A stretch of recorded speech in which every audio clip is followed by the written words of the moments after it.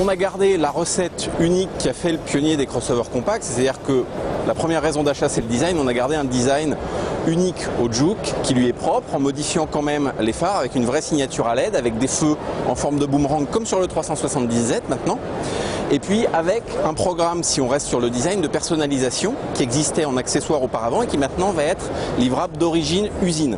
On va avoir le choix entre 4 couleurs sur sa finition, donc vous pourrez avoir des personnalisations intérieures et extérieures, rouge, blanche, noire ou jaune. Ça c'est pour la partie design. Et puis après on lui a rajouté aussi des technologies.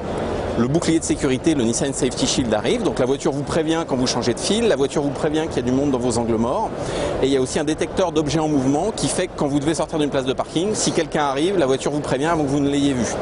On a aussi un système qui s'appelle le Round View Monitor, c'est un système à 4 caméras qui vous permet d'avoir une vue d'hélicoptère sur l'écran de votre voiture et donc de vous garer au millimètre. Tout ça c'est nouveau sur le Juke. On y a rajouté aussi un coffre beaucoup plus grand. Le coffre, il gagne presque 100 litres de contenance, on est à plus de 350 litres aujourd'hui. Donc on a un vrai coffre pour partir en vacances avec ces grandes valises aujourd'hui sur une voiture qui garde ses dimensions originelles de 4,14 m.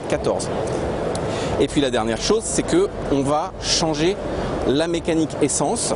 Alors c'est pas la majorité des ventes en France, mais c'est quand même 60% des ventes dans le reste de l'Europe. Et on a une nouvelle mécanique, 115 chevaux essence de 190 Nm qui arrive avec des émissions de CO2 qui sont elles aussi baissées à moins de 130 grammes.